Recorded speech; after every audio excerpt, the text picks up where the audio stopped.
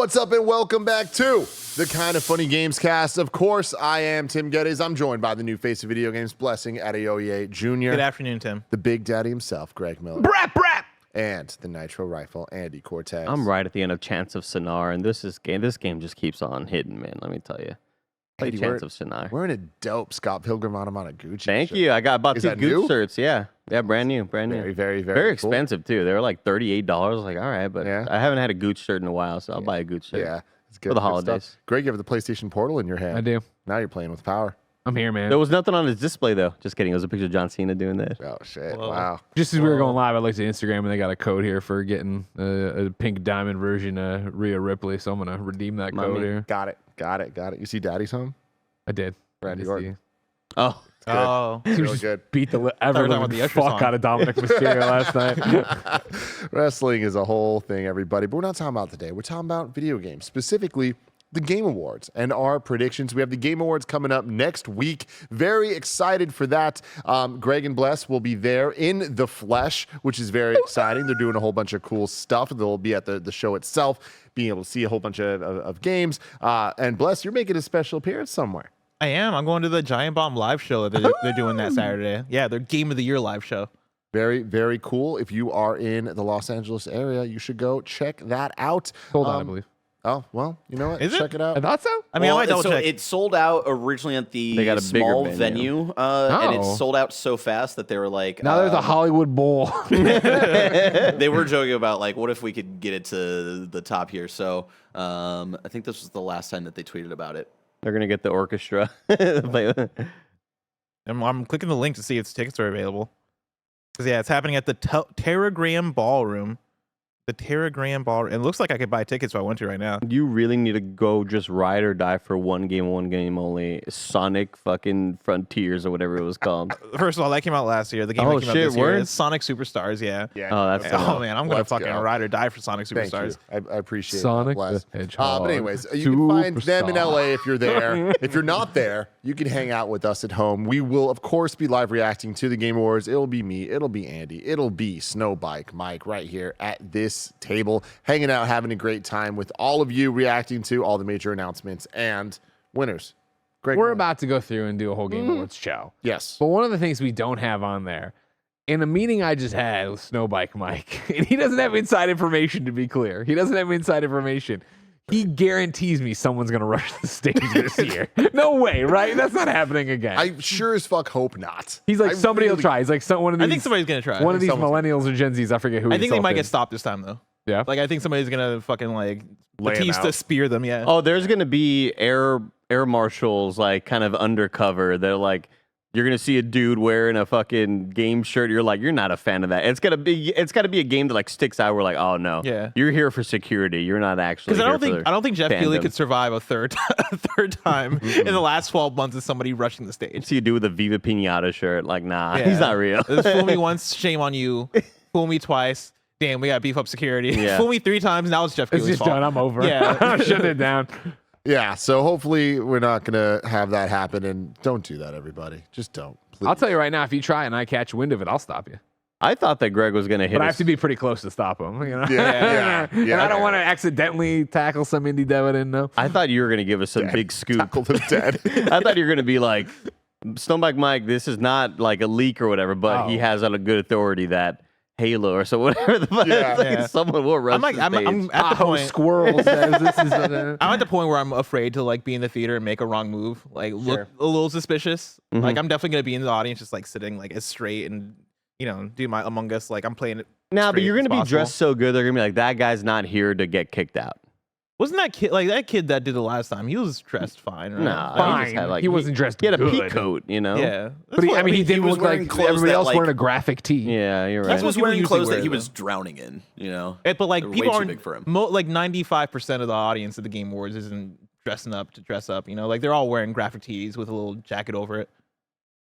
Any Yeah, of them you're probably can rush right. the stage. I guess maybe I only see photos of you, and I think everybody's like Met Gala out here. You can check out all those pictures next week on Kind of Funny and Blessing socials for Yeah, sure. it's Will Instagram.com. Black put his phone in his jacket pocket. Yeah. We'll find That's out. the that major next time. test we got to Goddamn. figure out. I'm gonna forget. Yeah, because you looked so good in the pink last year. Thank with that you. phone. Yeah, that damn phone. I caught wind of it like in the second half of the night, but by that time I was Yeah. already too late. Yeah, Yeah. you already posted. Yeah, I believe in you this year, and you. we're gonna have a great time. Like I was saying, a lot of video game stuff to talk about today. We're doing our predictions of the winners. Next week we will be doing our predictions episode of the announcements. So pretty fun stuff. We're gonna go through all of the categories of nominees, and each of us will write down who we think is going to win. In the live chat there, Infinite Corpse says, what was the second one? Then Barrett says, Gamescom opening night live. A couple of dudes rushed the stage. Seems like Barrett knows a suspicious amount about that attack, huh? Yeah, I kind of mean, weird. a suspicious amount of. kinda We all weird. witnessed it live. Where were you while we- January 6th, Barrett? Like, what's going on here? So today is the Gamescast.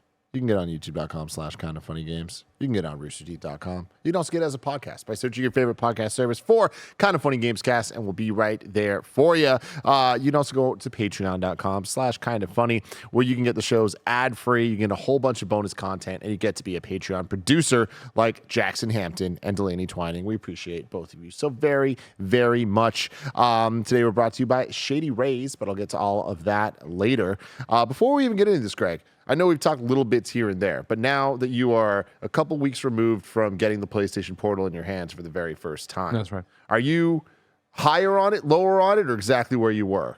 Well, I was high on it when I gave it a 4 out of 5, right? And I would still say I'm right there. Like, I have nothing but glowing things to say. A friend hit me up yesterday. She's like, hey, I'm looking for a gift for my husband. Like, and I'm like, I remote play all the time. So, like, for me, it's, I've, since the launch of the PlayStation Portal, I've played more PS5 via the Portal than via the PS5.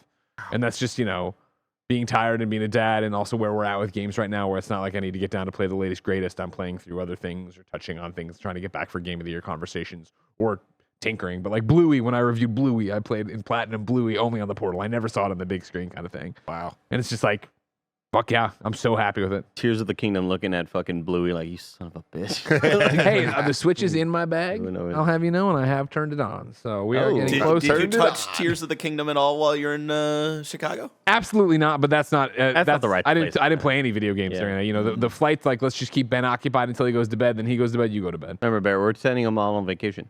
Yep. Coming out of Right. your budget. Right. Hope you're cool with that. What, my budget? Yeah. Andy, you have the Steam Deck OLED Oh, yeah. edition. Ooh, I didn't know Wanna you talk got about that. for a little Tim sec. Tim is just getting so, like, every time I'm holding it around, I see Tim looking at it, and I just see him zeroing in. It's and been he in was my like, cart multiple times in the last 24 hours. And Andy. he was like, Andy, can I get this, like, in all black, not the collector's edition, like, special colors? I was like, yeah, Tim, absolutely. He was like, oh, man.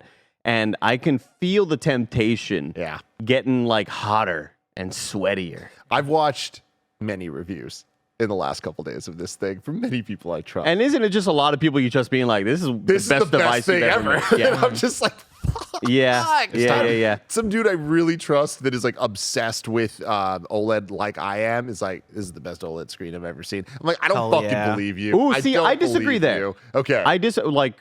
Because I think the choice that they went with this anti-glare display, it feels like like playing Mario Wonder over the weekend on my Switch. I'm like, I prefer the Switch OLED Screen. to. Sorry, I thought you were looking at me like, wait, what the fuck? I'm You just said? listening Mario intently. Wonder. No, yeah. that out? Compare the OLED of the Nintendo Switch. I prefer the visuals of that more because I prefer the. I think when you go with that anti-glare, it kind of diffuses a lot of colors a little bit and kind of makes like, that color black can be a bit deeper because you've seen it go deeper on your OLED before. But it's still amazing. It's still amazing in every way. I think it's like one of the best pieces of hardware ever. And I've been playing this shit out of Chants of Sennaar and Blasphemous 2, and I'm right at the end of Chantus, Chants of Sennaar. I'm right at the end of it. It is like gonna be a contender. For Whoa! This is like a puzzler that is so damn good, and I can't believe I took the Puzzle Poppy mantle for Bless this year. Yeah. I'm You beat Cocoon too, damn it. I'm feeling it. He kind of like he gave it to me over a big ritual ceremony we had. Yeah. And it is it's a game about just discovering discovering language and trying to. It's Like based on Duolingo, it's based on the Tower of Babel. It's based on the Tower of Babel. So it's you're trying to go up this tower to figure out what's happening, and suddenly like you're in the lower class, and suddenly as you get higher, the warriors are like, no, we don't let those poor people in. And then you get above them, and they're like, oh, fuck the warriors. It is. I'm at the end of it, and it is kind of mind blowing and amazing. It's and cool looking. It is really, really damn good. And I was telling Bless, like, because I know Bless is having trouble with it, but you see a person with 3 symbols over their head, and you're like, man, I don't know what those 3 symbols mean, but you're like, you're next to a dude with a guitar, he's playing guitar, what the fuck does that mean? And as you keep discovering, you're like, oh, I figured out a couple words. Let me go see what was up with that music guy. And it says like, the word I pops up, and then it says like, blank, blank, and you're like, I love music. I love guitars. Maybe one of those works. And suddenly you start using that clue for other places where other people are filling in gaps. It is so damn good, man. This video game's awesome. Yeah. Can I talk about 2 video games? Yeah, go for it. I played Venba over the break. I all was the way so through it. fucking mad at this tweet when you put it up. Yeah, that game is good. Why didn't anybody tell me I about Venba? fucking hate him. I fucking hate him. Why didn't anybody tell me about I this get game the of audience Venba? is like deathly allergic to me talking about an indie that makes me feel. You didn't my hype it up fucking enough. co-host. Because I think I remember you being like, oh yeah, it's pretty good. This game is fucking awesome. Like I'm playing it especially after Thanksgiving, so it's a game where you're doing Thanks for shining a light on it. yeah, no, that's what I do. Like I gotta talk about the indie games, especially the narrative ones. Yeah. But it's a game where you are playing as this mother who is moving from India to Canada with her husband, and they're raising a family. And a lot of the gameplay is you going through these recipes and cooking these dishes that from back home, right? And like it has this very well written, very well realized narrative about raising a family as an immigrant family and what that takes in order, and in the case of like having a son that was born in Canada, and like him maybe being a bit distant or not being able to connect on the same level because you guys are from different cultures, and kind of him turning into an adult and what that means for him and like how he comes around on it. And it's a very short video game. It has a very incredible art style, like really, really gorgeous art style. The food stuff is really cool, but the fact that it was able to tell this story that is so well realized and grounded and also relatable. I think anybody who is an immigrant child would totally relate to what's going on in the story. Because like there are moments in the story where I'm looking at it, I'm like, yeah, this is me. Like this feels like a story that's being written about me. And for me, as somebody who, I grew up in Illinois, and like Champaign, Illinois, which is fairly diverse, right? But even in Champaign, I always felt like I had this singular experience of like growing up in the U.S. with parents that moved here from Nigeria. Obviously, there's plenty of people that had that, right? But I felt at the time as a kid like it was singular. As an adult, meeting other people that had these experiences and now playing a game that it is, oh, y'all get it. Like these are types of experiences that are shared by everybody. Like I was not expected to be as blown away by this game as it was. And so shout out to Venba. If I can jump in real quick, go for it. Obviously I understand that we are talking about a million games here. Yeah, it hits a different way. And your tweet did very much frame it as like, hey, if you're a child of an immigrant, like this hits a different way. I would throw out there that I think even without that, it hits, because it is very much like, especially the ending and stuff like that, like just being a child, not even being a parent, right, to a child. Like there's a little bit of a full circle thing for me there, but even just being a kid who didn't necessarily grow up like his parents, I think there's a lot in there that I took away from it, on top of obviously the cultural touchdowns. But of course, this is why I love playing games like that, is to get a window into a world that I wouldn't think of. I would have never, the conversations they're having, and very early in the game, right? Like the kid wants as his reward pizza, and Venba's like, oh, but what if we made some Indian food? You know what I mean? She's trying to make sure that the culture survives, even though he's being surrounded by this Western culture. And even something as simple as Andy, enough with the Lunchables, Andy. Eat some taquitos. like something as simple as the kid not even wanting to bring Indian food to school because he's afraid about like it smelling different from the food that the kids are eating, and him being singled out or made fun of or whatever, right? Like I finished this game, and especially it's funny because I played this the day after Thanksgiving, and so the Friendsgiving I went to, and so I'm coming off of going to a Friendsgiving that is made up of people from a bunch of different cultures. And so we bring the food that like we know how to make, or food that we have from our cultures, and like we share it and eat it. And I have a family friend that's in town, and my mom knows that she hits up sometimes, be like, hey, I want to get this family friend runs a Nigerian restaurant nearby. And so my mom will hit her up and be like, hey, like, can you send down Blessing some rice or something? And so I hit her up to be like, hey, like I got this Friendsgiving. Are you able to make some jollof rice, which is rice they have in Nigeria? And she's like, yeah. And she sends it down year to year. And after having that Friendsgiving, coming home the next day, playing Venba, finishing the game, I was like, I think I'm going to learn how to make jollof rice. Like, I think I got to learn how to make jollof rice, and I have to learn how to make more Nigerian food. And so, yeah, like it's definitely a game that affected me in a way that I did not expect. Like, it kind of came out of left field for me. And so, shout out to Venba. But then also last night, I played a bit of Zenless Zone Zero. Fuck yeah. Because Finally. got into the closed beta. I only played maybe about an hour and a half of it. And oh my God, like, this game, so Zenless Zone Zero is from the people behind Genshin Impact and also the folks behind Honkai Star Rail, right? It's Hoyoverse. Flashy as shit. And it is a super flashy game. It is, anime style like the games that they've done in the past, but this time around it has more of this almost like Persona, like modern. Cyberpunk might be putting it too much. Maybe a little I'd bit say like a cyberpunk. futurism type vibe. Like when people have like kind of mech helmets and stuff, it just got Love a the good coolest mech helmet. aesthetic. It's got the coolest aesthetic. So it has a really cool aesthetic that's more modern, that's more in line with what my interests are, because like I think the fantasy of a Genshin Impact and like the sci-fi of a Honkai, I'm like, okay, this isn't my vibe that I would gravitate to naturally, but this is like Zenless Zone Zero has an aesthetic where every single frame of this game I think looks hella cool. Getting into the combat is so fluid and so fun. They have a few systems that I really like. You have like multiple characters that you can switch between as you're playing, and so if you press the LB or RB or L1 or R1, you can switch back and forth between characters, and they have these cool assist moves that happen whenever you stagger an enemy to where you can get a combo hit, and they work so smoothly, they're so quick, and they're animated so well. They have like these parries that happen when you switch characters too. So if an enemy's about to hit you and you click the switch character button, it does like a cool parry where you switch out the character and they come and block it for you. A lot of cool stuff to kind of keep you in the flow. The animation of it is so fluid and so nice. This game is incredible to look at.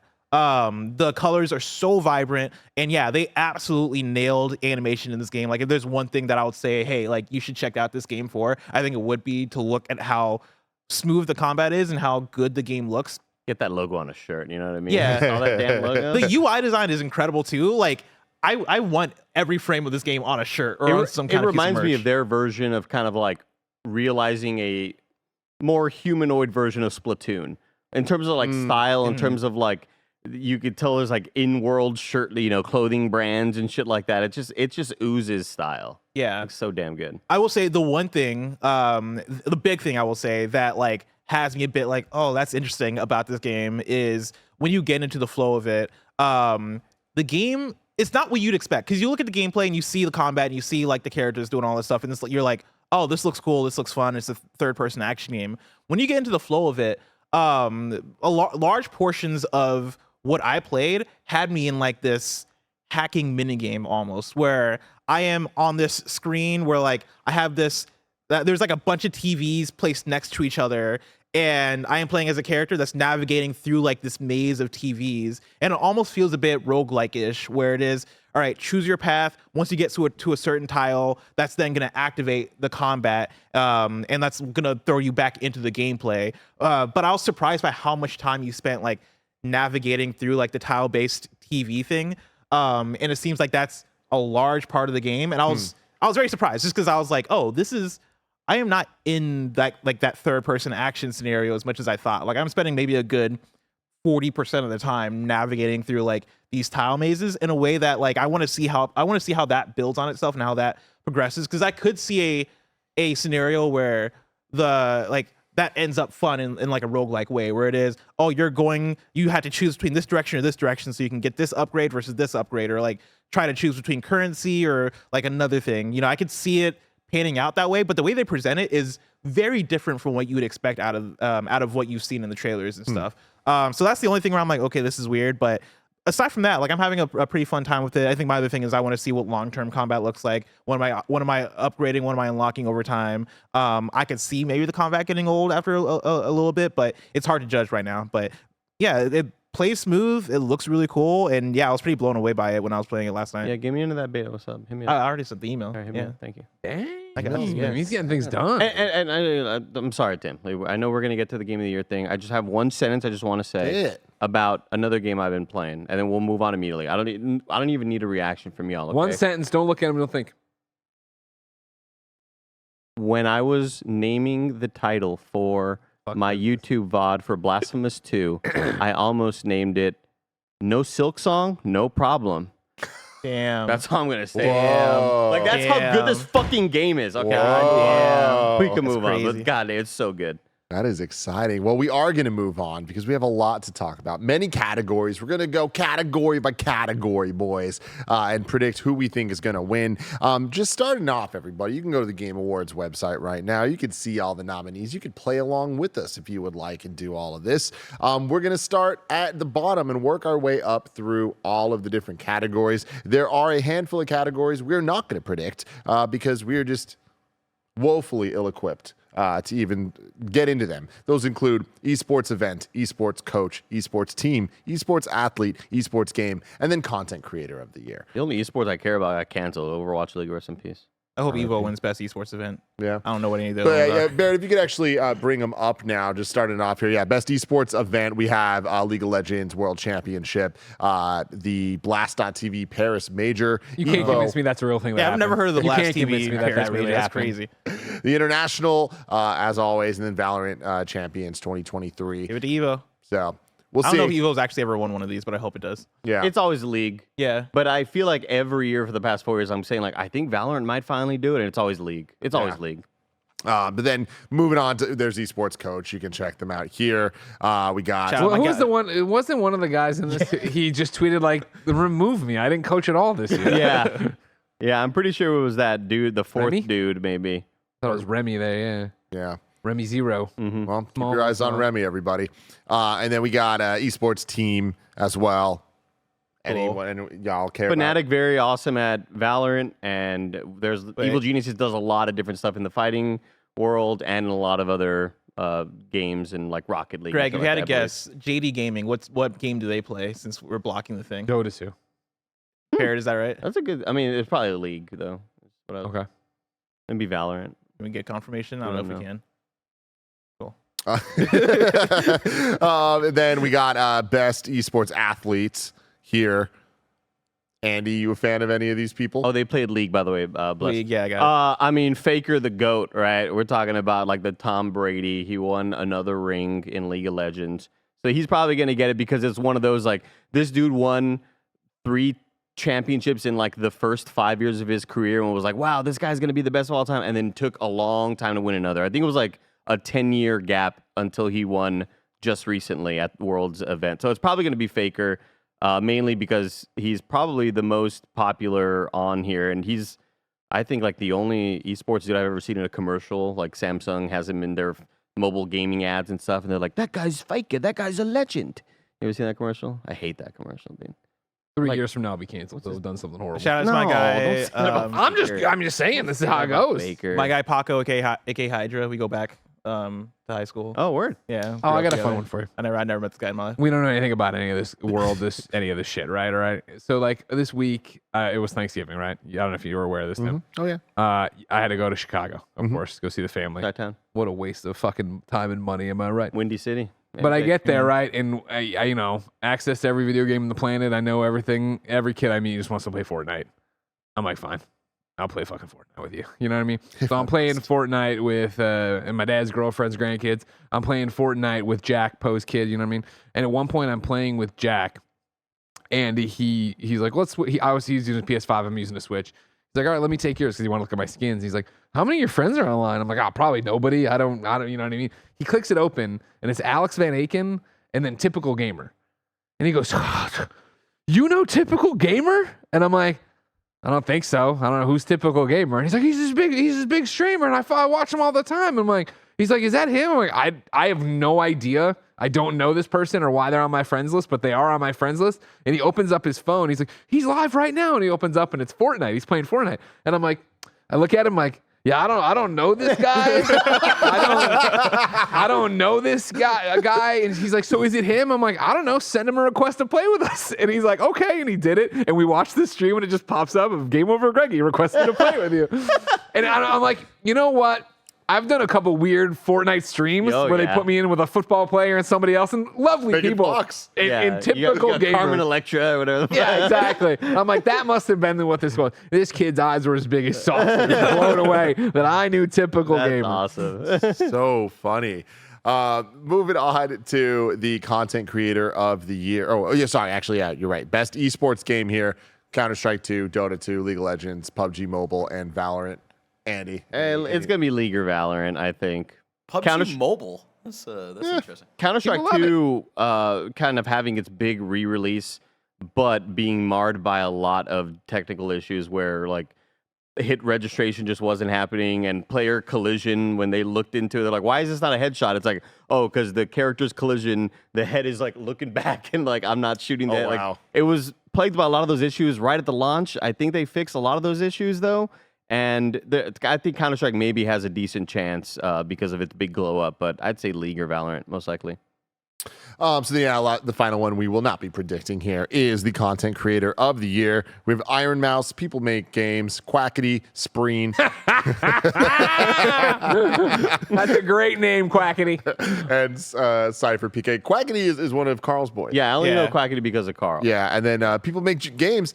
Awesome to see him here. Like this, I feel like that's kind of like the standout here of one of these things is not like the other. But People Make Games, incredible YouTube channel that like really focuses on like shit that matters in the games industry. So cool to see. I don't think they'll win, but it'd be fun to see. Remember It's when also Nibel got in last year? Hell yeah. Nibel from last year. Oh, right. That was wild.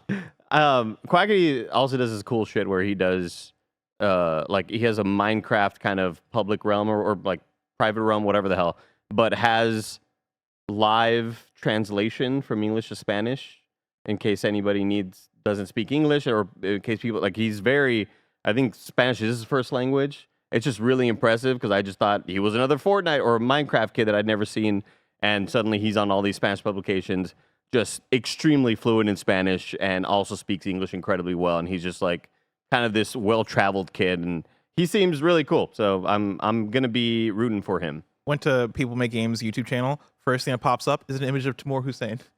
Heard of Yeah, it? Yeah, He really just did cool. a video with them, which was really great. All right, let's get into it. The ones we're actually going to predict here. So this is prediction, not is what we think we want, how we would Exact. vote. This is Because what I don't you're- want the shit some of these kids give me sometimes, Let me Andy. fucking tell you. These fucking punk ass bitches. I was like, how watching. much closer can I get? I wasn't very close. If I gotta see Madeline Stanley hitting me up on Twitter one more time about one of my fucking predictions, I'll tell you, they won't like what's gonna happen, okay? Okay. The most anticipated game. You get over here, you kiss me, goddammit. I missed you. Why the fucking Joe Namath out there? Like, I want to kiss you. All right, Joe, what do you think of the game? Got Final Fantasy VII Rebirth, Hades 2, Like a Dragon Infinite Wealth, Star Wars Outlaws, or Tekken 8. I think Rebirth wins it I because agree. of the rabid fan base. I also agree. I concur. Cool. Well, agreed. It is unanimous. Are we across- really gonna get Outlaws next year? I hope so. I think so. We're getting Avatar this year. Are we? Despite you it all, are. yeah. We are, right? December? Yeah. It's next week. Isn't it next Somehow. week? Somehow the blue people have returned. But yeah, do you think we get Outlaws?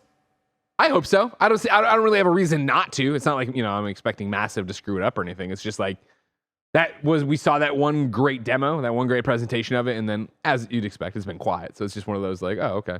I will say it's probably the only property that Ubisoft has right now that I have the most confidence in, and I feel like they do Skull as and Bones? well. Skull and Bones? I just feel like that's the one that even they think that like, no, this is like different. We know what our reputation has been as of late with a lot of the stuff we've been putting out, but this is unlike other shit we've done. Like it oozes confidence in what they're trying to get across to the gamer, Yeah. and it looks awesome. I think it'll hit at the very least at the next fiscal year. Like if it misses out on next fall, I have to imagine by spring 2025. Yeah. I think I'm it comes with you. out. Just because I think the other How is thing, 2025 there. the other big thing, we talked about this earlier, that Ubisoft has a pretty consistent slate for the next few months between Avatar, Prince of Persia, and then Skull and Bones. And weird varying qualities in terms of like our excitement for those games, but they are rounding out this fiscal year, right? Like this feels like all right, these games have to come out. And we don't really know much about what's happening in fiscal 24 to 25. And so, yeah, I imagine that Star Wars is probably a big part of that. And also the next Assassin's Creed game, I think, would be a big part of that. Woo!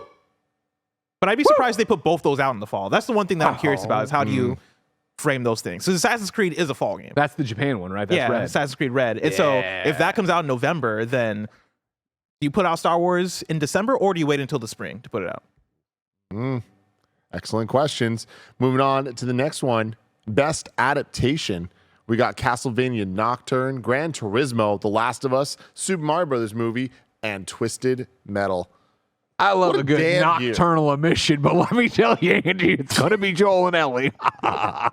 It's going to be Last of Us, I think, for sure. But like, I'm so stoked that this is a category and that the category is this good overall. Yeah. Castlevania freaking kicks ass. Gran Turismo was way better than it had any right to be. Good for them. Question. PlayStation having 3 on the board is pretty good.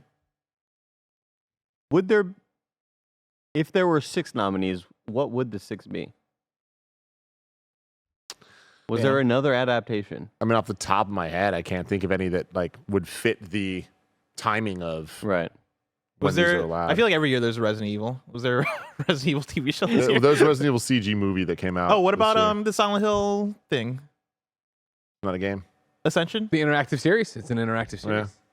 Yeah. Interactive series. Yeah. Yeah. Streaming series. Or that, or like the Walking Dead Facebook thing. I'm just naming things.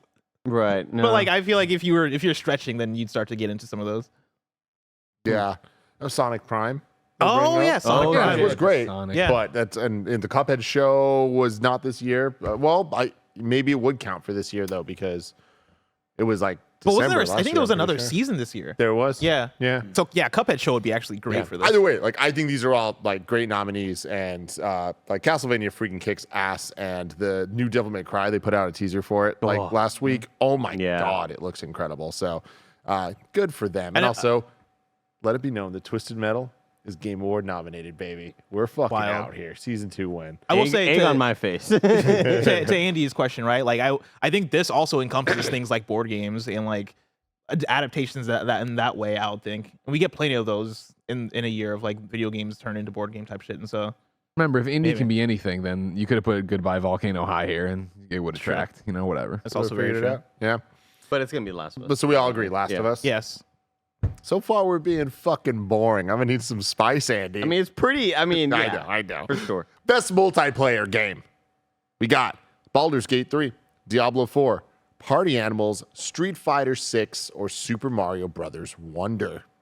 There's an obvious one here, and it's not the one that should win because I think Baldur's Gate is probably going to win. I don't think it should, even though it meets all the criteria perfectly, and it should be here because of how people experience the game. But I think it's going to hit and destroy in all the other categories. So I'd rather give this to somebody else that is a more of a multiplayer game, and I would give it to the surprise of the year, Party Animals. Really? Had a blast with it, yeah. Yeah? Your vote. Your prediction? Oh, that's my vote. I don't know about that's my prediction. My vote and prediction is going to be Street Fighter 6. I'm gonna predict that it's gonna be Street Fighter 6 as well. I'm going with Bless. It's gonna be Baldur's Gate 3. That's what I'm saying. That's my thing. Greg. If you want to be right, I mean, that's my thing is I'm going Baldur's Gate 3. Like, I just feel Yeah. there's not going to be enough people It's going to clean up, dude. talking about Street Fighter 6 that way. Thinking about it as multiplayer, even though it is. yeah. So, Street Fighter 6 will not win because fighting games are too niche for it to, I think, make the impact here. Party Animals will not win, even though it was a game. I just think it broke through. It wasn't Fall Guys. Baldur's Gate will not win because it's going to clean up across the board. Yes, I just don't think as many people played that in multiplayer as you could have. I think my personal vote would be Diablo 4, shocking no one, seeing as how Jen and I play it all the time. I do think it has a shot here, but I'm going to say my prediction is Super Mario Brothers, which I know does fly in the face of a lot of the criticisms that game has received in terms of how the crown works. And, I'm playing with my kid, and then suddenly the kid's in control, and they don't know what they're doing, blah, blah, blah. Like, Kids are stupid, you know. I still think people are going to look at that and go, oh, it's a 4-player drop out, whatever, Mario game. Like, more people played that and played it multiplayer than maybe did a specific way of Diablo, where I think Diablo is impressive both in terms of joining people online, the open area world nature of it, of seeing other people in the wild, playing split screen co-op, or playing co-op like Jen and I do. I also do think that even though Street Fighter 6 is so niche, it's like the one time that this. Well, I guess there's fighting game. Can I change my vote? Yeah. I need to not be cute. I think I'm being cute. It's Baldur's Gate 3 because Baldur's Gate 3 is going to clean up everything. I think that's how it's going to go. I'm Also, gonna stick with Street Fighter 6. I will say for Baldur's Gate 3, like I would say I know more people, at least personally, who played multiplayer than single player for Baldur's Gate 3. Like when I think of my circle of friends, usually it's people playing with their partners or playing with their group of friends and doing it like a D&D campaign. Talks to Yami, thinks he knows everything. Fair enough. Yeah, this one is one that I don't have any like firm stance on. Like, I think this year doesn't have a standout multiplayer game for that purpose. But yeah, I'm going Baldur's Gate 3 on it. Yeah, in the way that Overwatch won Game of the Year in 2016, there wasn't like that big title there wasn't like the Warzone of 2020 sort of thing. Fortnite. Moving on to best sports / racing game. EA Sports FC 24, F1 23, Forza Motorsport, Hot Wheels Unleashed 2, The Crew Motorfest. I don't know why. I shouldn't have laughed. Remember when we were really hyped for the crew, Bless? I don't know one person that played the Crew Motorfest. Yeah, no, we didn't play it, but we were hyped for it. Yeah, remember? we were like, for- oh, let's go to For Hawaii. a second, yeah, we're like Hawaii is it's gonna be like Forza Horizon, and then it came out around Liza P and a bunch of other games. My prediction is Forza Motorsport. That's probably the smartest call. I do think that EA Sports FC has a decent chance only because it doesn't feel like that game got hit by any massive like all these things are broken about it or what's other, like there was never like a whole lot of negative press over one of the biggest games on the planet. And that's why I think it's EA Sports FC. But do you think internally at the voting organizations, there's enough people carrying water for it, you know? I always use that as my reasoning for a lot of stuff, and I'm usually Wrong about it. We're overthinking it, Yeah. trying to get in it. Yeah, I'm going Forza, even though for some reason I feel it in my tum-tum. Hot Wheels Unleashed 2 is going to have people rocking for it. Nah. But I'm going Forza. I mean, I think that the Xbox-ness of it all is going to overtake anything else. I know two people that played Hot Wheels, Barrett and Courtney. Wait, That's no, him. that's one That's person. him over there. Oh, shit. Damn, Jim. that's crazy. I'm gonna I say enjoyed my FC. time with Put it. me down for FC 24, Tim, Damn. if you're taking notes, which I think you are. I am. If I'm wrong, don't blame me. All right. You made your bet. What are you saying, Andy? FC. Yeah, EA Sports FC. No, it's not even that. It's just I think the argument that we didn't hear like the usual blowback shit on it, and it actually seemed like they lost the FIFA license but didn't fuck this up. I think that goes a long way. Next up, we have Best Sim / Strategy. Advanced Wars 1-2 Reboot Camp, Cities Skylines 2, Company of Heroes 3, Fire Emblem Engage, or Pikmin 4. Which one's Fire Emblem Engage? What platform is that on? Switch. Oh, okay. That came out in like January. January. I'm going Pikmin 4. I'm also going Pikmin 4. Honestly, yeah, Pikmin 4. I think this is the chance for this one to shine. This is the game that, in a year of 10 out of 10s, didn't get the love it deserved, I think, because it had such stiff competition. But everyone I know who's played it and touched it loves it. And I've seen enough where I'm like, oh, I would have enjoyed that, but I don't have time for it. Yeah, I also think that it's a bit ahead above any of the rest of these games in comparison to their franchises or what I hear about them. City Skylines kind of seems like even the people I know that like City Skylines, which I think is just great.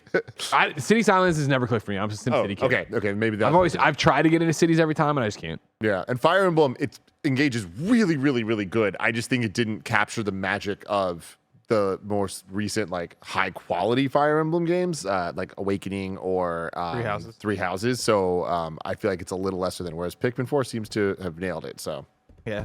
There were enough people that were mad about yeah. Pikmin 4 not getting nominated for Game of the Year, where I'm like, I think this is its chance to get something. Yeah, I'm with y'all. I think this is its chance to win something, and it will. I think it's gonna just clean everybody's clock. yeah.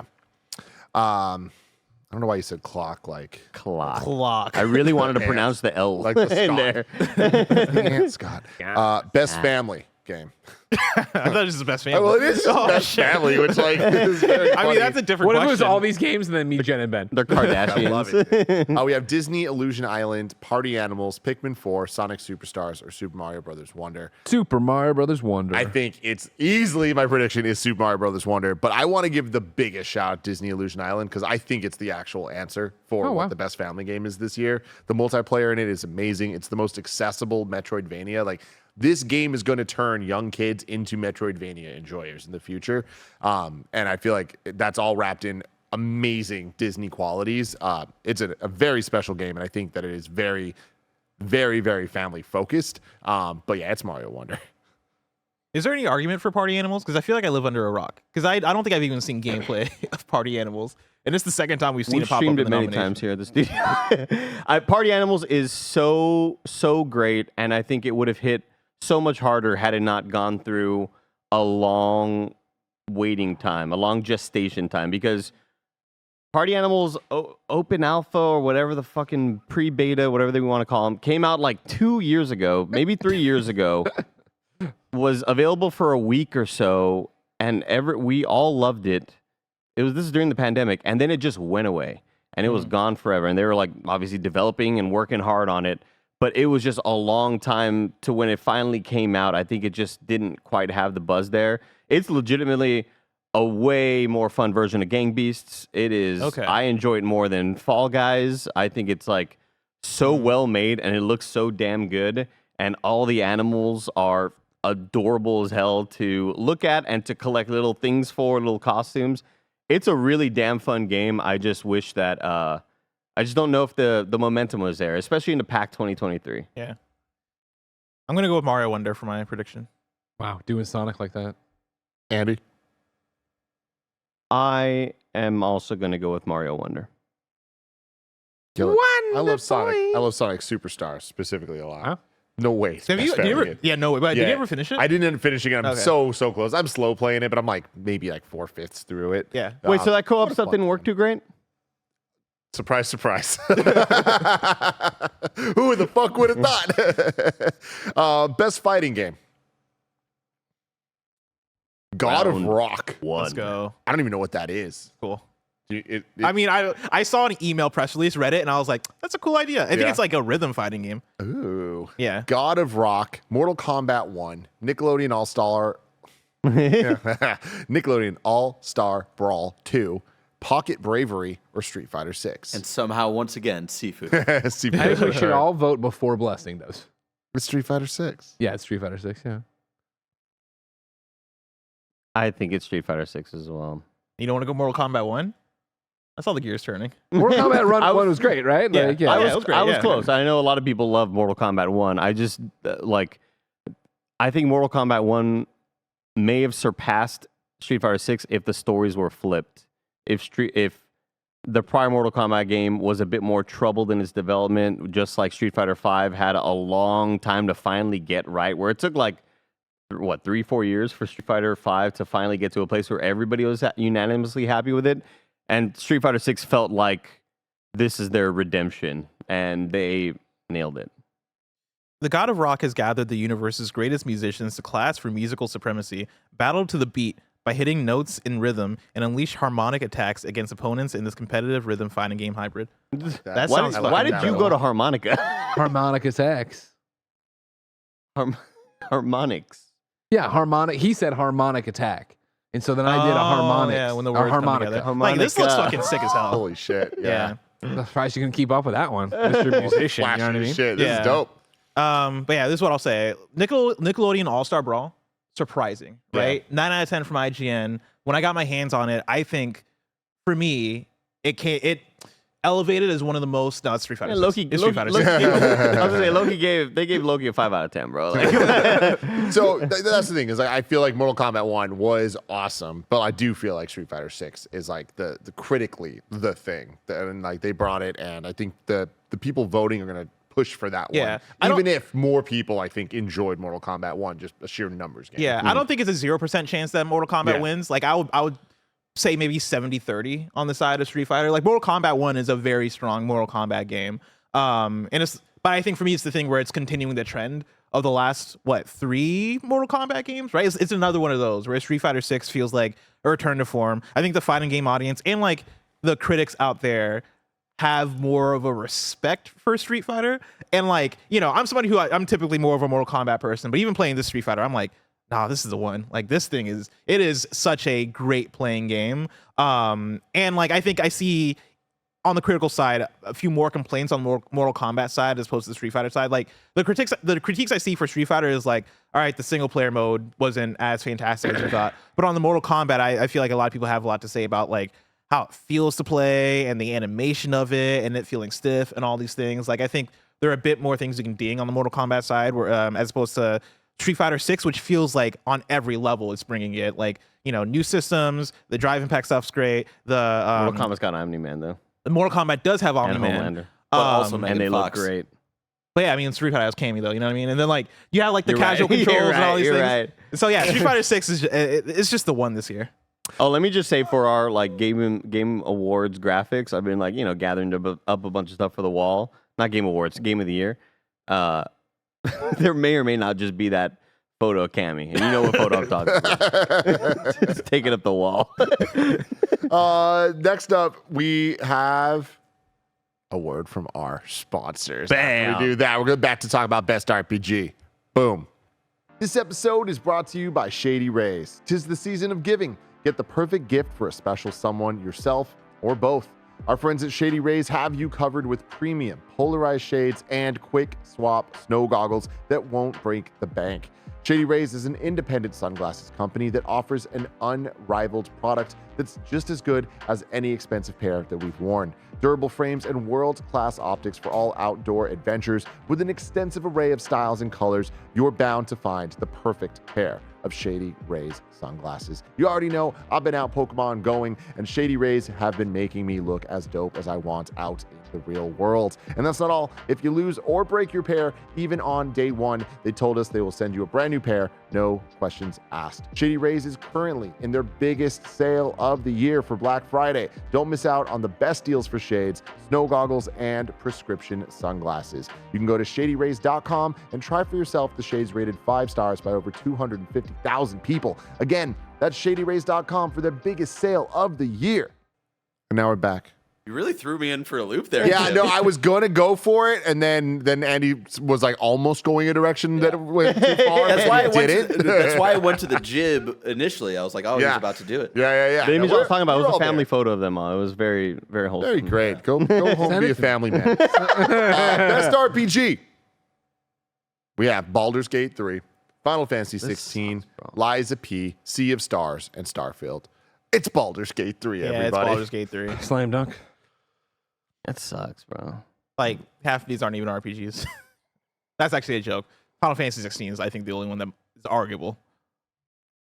Yeah, it's so across the board, Baldur's Gate 3. Yeah. Man, Yep. so far, me and Bless have the exact same prediction. Wait, do we really? Why don't you get Damn. spicy, Tim? No, I'm trying to spice Spicy. it up. I Get want to crazy. spice it up, all right? Get Jesus. crazy. Next up, we got Action Adventure. Poor Liza P, bro. Or Starfield. I'm just kidding. I mean, yeah, poor Starfield. You know what? I mean, poor Sea of Stars as well. You know. You have Starfield. Wow. Whoa. Alan Wake 2, Marvel Spider-Man 2, Resident Evil 4, Star Wars Jedi Survivor, The Legend of Zelda Tears of the Kingdom. Oh, I'm gonna predict Tears of the Kingdom because this might be the only award that it might win. blessing. It hurts my heart. Goes Zelda. It's insane, dude. Look, I'm going to speak up on behalf of the Tears Speak of the up. Kingdom. If Tears of the Kingdom came out last month, it'd be a runaway with Amen. all of these goddamn awards. Trust me on that, dude. He's preaching. Believe Like, it, internet. no other- Madeline Stanley. No other game other than Elden Ring in the last couple of years has taken social media in such a way with everybody's creations, all the memeable moments, the amazement that this game can function on this hardware, and how they're just remaking Hyrule. Oh, they kind of remix it, but they added an underground and an overground. How gigantic is this goddamn world? And they're hitting with all these amazing story moments that are bringing you to Tears and the Kingdoms in multiple moments. It's like, again, dude, it's a lot of it is recency, man. Like Now we look back at Tears and go, yeah, but it's just like more Breath of the Wild. Yeah. Like that's kind of the general sentiment around it, and that bums me out because it is not more Breath of the Wild, and that's not what you all thought when that shit came out. That shit blew your goddamn brains apart. Yeah, I usually don't even believe in the recency bias thing. I think this might be the one scenario where I'm like, oh yeah, the recency bias is taking the thing. Because like, yeah, I've flashed back to what month was it? Like May going into June, and how Zelda Tears of the Kingdom dominated everything. Like all the conversation, it was people sharing all the stuff that they put together. It was people being amazed by the fact that, oh, I can make a flying contraption. Oh, I can make a hover bike. And people sharing people making speed racers, people making, or no, pod racers, people making like tanks, and that people making functioning helicopters, like using the physics in the game to actually create helicopters that spin their propellers and actually work in that way. That is an insane video game. And I think, yeah, like I'm to the place where, you know, like, this is not a difficult conversation for me because Breath of the Wild is my favorite game of all time. I think Tears of the Kingdom, one of the best games of all time. Like I would probably put there in the top 5. But yeah, like I think the fact that you had a Baldur's Gate 3 come through, and then also like plenty of fantastic games come through this fall, come through and have like so many conversations that have kind of like bumped the Tears of the Kingdom conversation back in the order, has kind of put in this weird place where, yeah, we've kind of forgotten about it a bit. And we act like it's just another sequel, and that's what really bugs me out. Because we were having our brains blown apart every other 20 minutes playing this game. The amount of times I would check the clock and it's fucking 2:30 in the morning. How, bro? How? It happened again. Like, Yeah. No, it was for sure. nonstop, dude. And that's what really bums me out. That it's probably still my personal game of the year. Yeah. So, action adventure. We have Blessed Down for Zelda Tears of the Kingdom. Where are the rest of us going to vote? I'm going to say predict. Spider-Man 2. Me wins. too. I'm with Spider-Man 2 on this one. Greggy? It's between Spidey and Tears. I'm gonna say Tears of the Kingdom. We're getting spicy, y'all. This is good. Watch it be This is it's gonna be good. Resident Evil 4. Like for sure. Next up, we have Best Action Game. What are you, boy? Armored Core 6, Fires of Rubicon. Dead Island 2.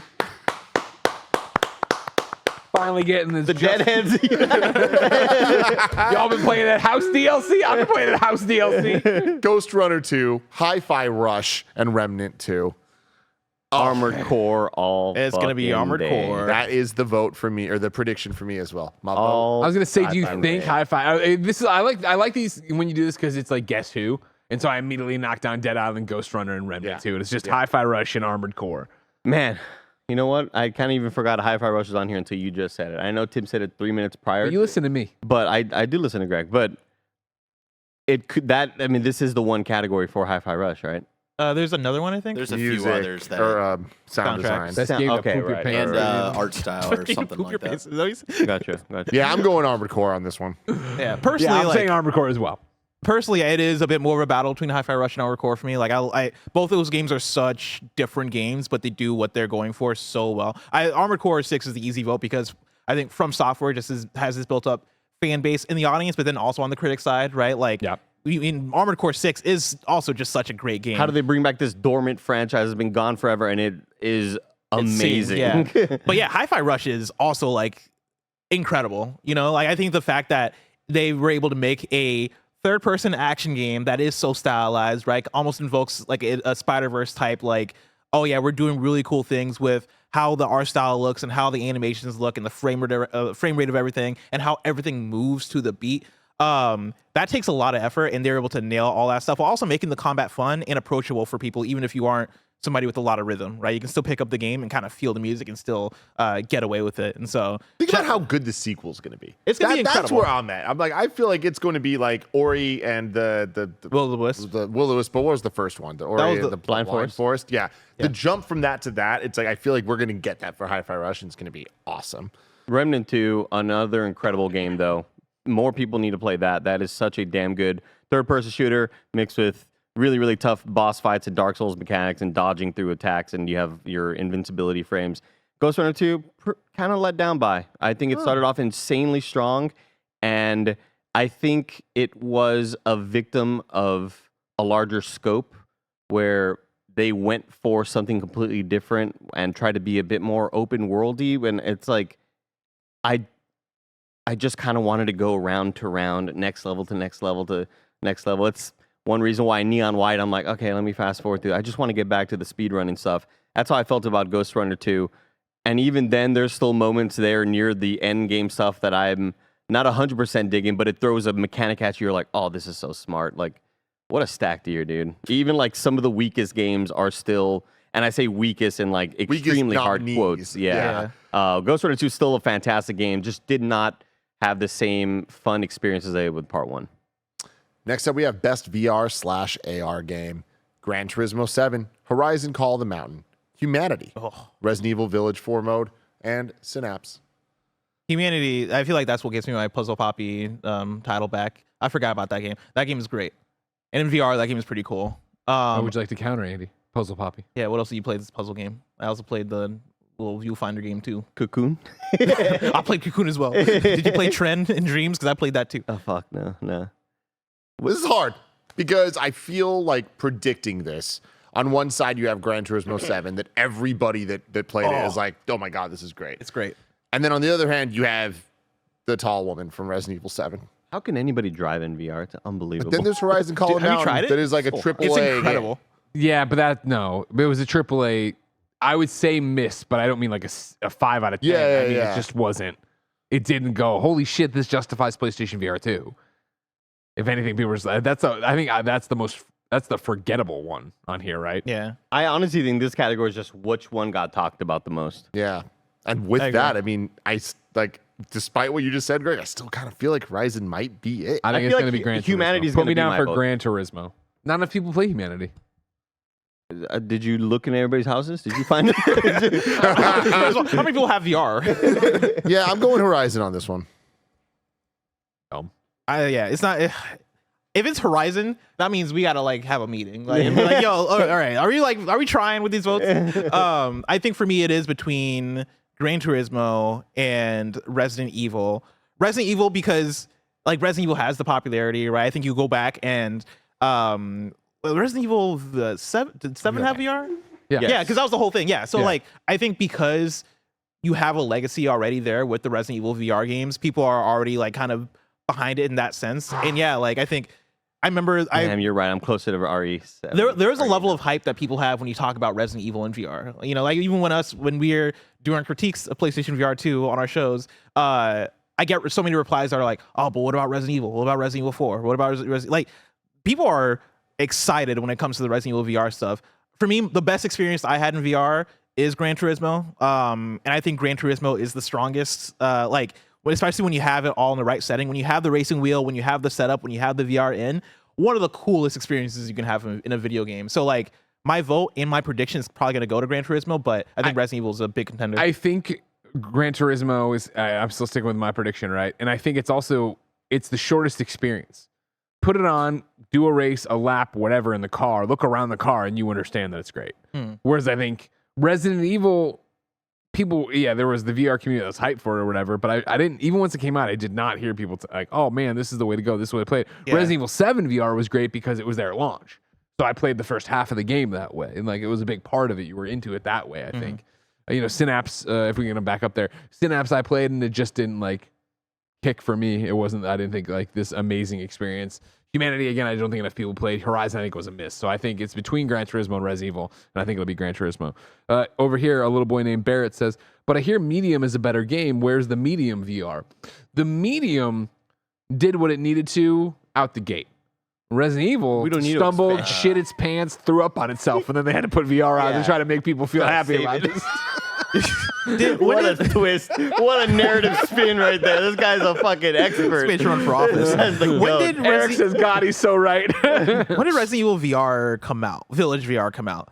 Tim, put me It was on one of those weird put me ones on where it Village. came out like after launch, quietly. Because like I want to go for Gran Turismo because it was at PSVR 2 at launch, and so a lot of people who are critics probably played it because of that. Yeah, I'm gonna stick with Gran Turismo. But Village was available in a lot more places than True, yeah, but I think I don't know. When I think of VR this year, I think PSVR 2 was the device to use, and so the date that I'm seeing is February 22nd, 2023. oh, that's really close to the launch of it.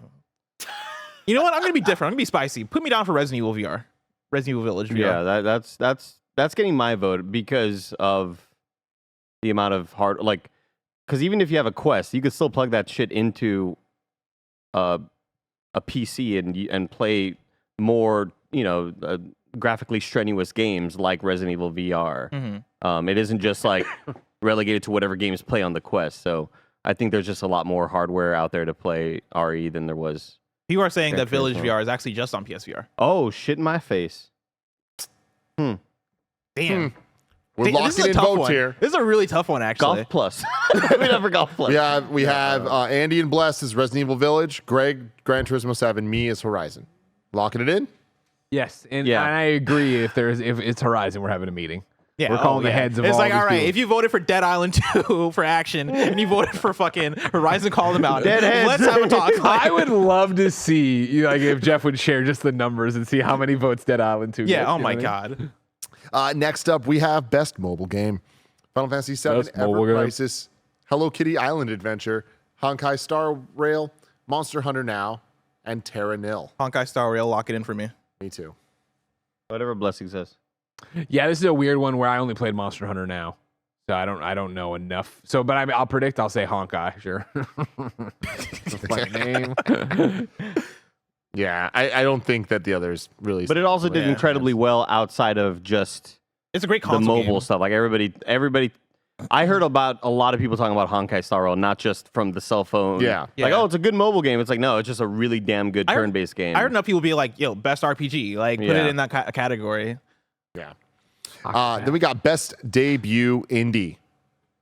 Best Debut Indie Game. This is a spicy one. Cocoon. You're gonna get spicy because you got some great fucking games here. You got Cocoon. You got Dredge. You got Pizza Tower. You got Venba. And you got Viewfinder. It's so tough because in our circle, nobody talks about Pizza Tower. Yes. In a bunch of other circles, everybody only talks about I gotta Pizza play Tower. Pizza Tower, man. And In those other circles, do they talk about national strategies a lot? oh,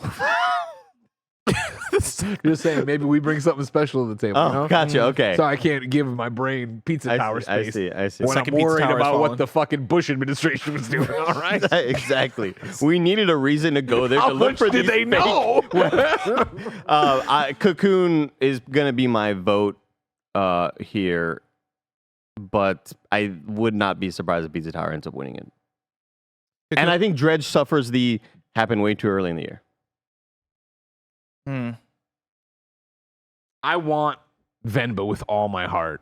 I am going to vote Cocoon. I'm also going to predict Cocoon.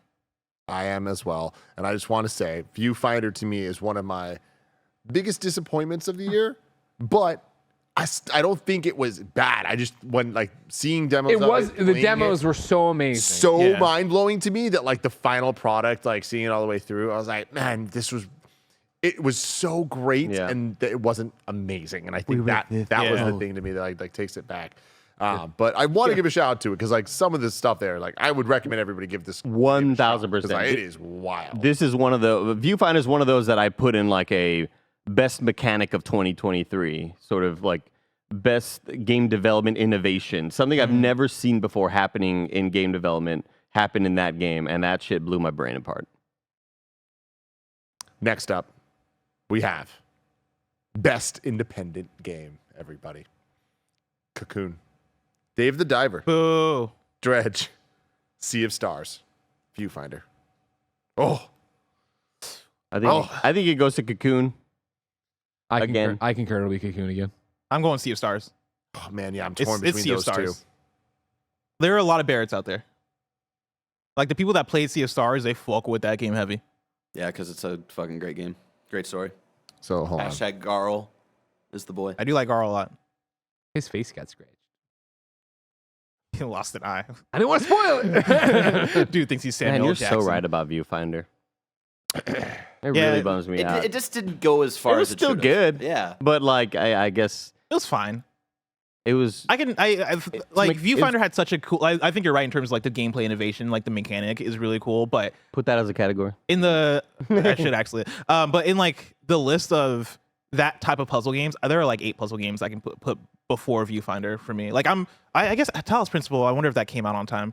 But like Talos Principle 2, I feel like is a better one of these than Viewfinder. Viewfinder to me is like if Portal 1 ended and like instead of GLaDOS like trying to kill you and like you do the last third of that game, it's like, oh, you did all the puzzles, good job, end game. You know, like I just needed that like extra oomph.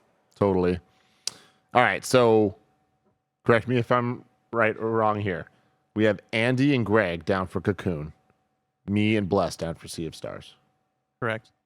I think the reasoning here, I think Cocoon's an easier sell for more people to play to then get behind. Where Sea of Stars, I think, is a longer experience and obviously a different kind of paced game. Yeah, it's tough. I do think it's going to be one of those two, but something about Sea of Stars, I see a lot of fervor around it. And Cocoon, I did as well. Cocoon's the type of game where everyone that plays it ends up fucking loving it. That I see, like, it wasn't like one weekend of people playing. It was like, since it's come out, every couple days I see someone new talking about it. Where Sea of Stars seems to be like people banging the drum. Yeah, my vote, like if I was voting personally, my vote would be Cocoon for sure. Because that is like, that does take me back to playing an Inside or playing like a Limbo, right? Like I think the puzzle like expertise, like the puzzle design of the game is that good. It kind of misses out for me on like the like message of an Inside. Like Inside I put down and I was like, damn dude, that's fucking crazy. Whereas Cocoon I finished and I was like, oh damn, that's crazy. But like it doesn't need that, right? Like that's not what it's trying to be. And I think what it sets out to do, it does perfectly. Sea of Stars though, I think people just have more of a connection when there is a narrative, when there is characters, when there is like a soundtrack that sticks with you. Yeah. Like there are more of those elements. And I'm almost on the flip side of Greg in that way, where I think like JRPGs speak more to people than a puzzle game, right? And like I'm in the puzzle category. I love a puzzle more than even a You used to be Puzzle Poppy. I used to be Puzzle Poppy. But knowing how people take video games and like knowing what people ride or die for, I feel like Sea of Stars is more of a ride or die type of game than a Cocoon. Here's what I think where it gets interesting, and I'd love to hear your take on this. I think Cocoon has had more of a messenger level of hype than Sea of Stars did. Sea of Stars, I think, came out and hit with its audience for sure. But I think Cocoon was the one that got the 10 out of 10 from IGN and was like, since SGF, I feel like people won't shut up about this thing. And it came out and delivered. I guess so, yeah. It's interesting you say that because I feel like Sea of Stars is on a different level of marketing than Messenger. Like, I think it's them glowing up a bit of just like the way that the game was talked about and presented and like how much I'm hearing about it, like without actively seeking it out. I agree with that. Whereas like Cocoon, I feel like sit it's across more the during shows. I go opposite the bear, opposite. though. Yeah. You sit That's across the- the opposite bear. And and that's not even. Yeah. That is a joke to a degree, but it isn't also that Barrett's like very much a cheerleader for this game, as you should be. He loves it and it's great. And I just don't see that. I feel like when I look at it, I see more people mad that like fucking Octopath isn't all over this thing. And as somebody who played a lot of Octopath, I see that a lot as well. I love Octopath. Barrett's Greg's gonna look in his like muted words and he's like sea Oh, of shit. stars. For 3 different reasons, I muted the word sea of and stars. Next up, we have Best Community Support. This goes Baldur's Gate 3, Cyberpunk 2077, Destiny 2, Final Fantasy 14, No Man's Sky. Biggest snub, which people were totally right about, 343 fixing Halo. I think it happened a little too late, but the Season 5 stuff, the Halo 3 community sort of gigantic patch where they brought in Forge mode, and like it legitimately fixed a lot of the issues people had. And I was like, damn, that kind of should have been here. Y'all are right. No, y'all are right to kind of like shit on a lot of these nominations. Because a lot of them don't deserve to be here. I think, a lot of friends that we know that may have gotten laid off from Bungie kind of be like, oh, best community support? Oh, really? Like, yeah, I used to... But does that detract from the work I used that to they be in the community. But does that detract from the work that they did do this year before? Yeah, because like, they before weren't the even unfortunate killing layoff? it with Destiny 2. And like they weren't killing it with the I'm blanking on the name of that expansion. The Strand. Lightfall. Huh? Lightfall? Yeah, like they were already kind of. That's why when I came out in glowing support of Lightfall and just getting back into Destiny as a concept and having this shared world shooter and being back in there, where a lot of people were like, "Oof, man!" Like the hardcores are not really super into this right now, and a lot of it is just like ebbs and flows. And sometimes the game comes out early in the year and then has time enough to then piss enough of a fan base off that that's what gets remembered or whatever. But I think my vote would go for Cyberpunk 2077. Cyberpunk 2077, yes, 100%. I think they've had such a redemption and people want to honor them for that. I think they put that here. Or is that ongoing game and this is Baldur's Gate 3? Yeah, Baldur's Gate been very good about being transparent online and being very good about patches are coming. Yeah, we're working on an Xbox thing. Tweeting about like, hey, I just spoke to Phil at this fucking event. We're getting some shit going. It's like, whoa, that's like kind of unheard of, you know. I'm going Baldur's Gate 3. But that's what these small indie upstarts can do, you know. Yeah, this one's tough because I look at it and I'm like, I think it's either Baldur's Gate 3, Cyberpunk, or Final Fantasy 14. All three for very, very different reasons. But yeah, I think Baldur's Gate takes it. I'm going Cyberpunk for my vote. Next up, we have Best Ongoing. We got Apex Legends, Cyberpunk 2077, Final Fantasy 14, Fortnite, or Genshin Impact. Cyberpunk 2077. Cyberpunk is also my vote. Me too. Me too. Way to be spicy. Oh, I Tim. beat that, by the way, over the break. I beat the expansion. Fucking Yeah, Christ, dude. dog. Yeah, dude. God damn. Incredible. Oh my. Like, put it in Game of the Year. Like, let's switch it up. Get but RE4 out of but there. it's 1 p.m. It's 1 a.m. and I'm just there like my mouse and keyboard is like, man, I can't believe what's happening. Like I don't know It what was to like, do. I can't believe this. I was really sitting there at the choice like, fuck, dude. I don't know what to do man. with my life. I don't know. Next up, we have Games for Impact, A Space for the Unbound, Chants of Sennaar. That's what Andy's been talking about. Yeah. Goodbye, Volcano High, Chia, Chia. Terra Nil, and Venba. Ooh. I'm back and forth between A Space for the Unbound and Venba. Just because, like, A Space for the Unbound was one of those ones where I've heard plenty of people talk about with such passion. But I think you live with Michael Hamm. because I live with Michael Hamm, yeah. But like, I'm not seeing it anywhere else in these awards, right? So this could be its chance to actually get something. And I know a lot of people are going to see it in the one place and go, oh, we got to honor it. But I think Venba also, but Venba hits for me. I don't know how it's going to hit for, how it hits for like everybody else is the thing. I'm going Venba. I'm gonna go for Chants of Sennaar. Only because I'm playing it.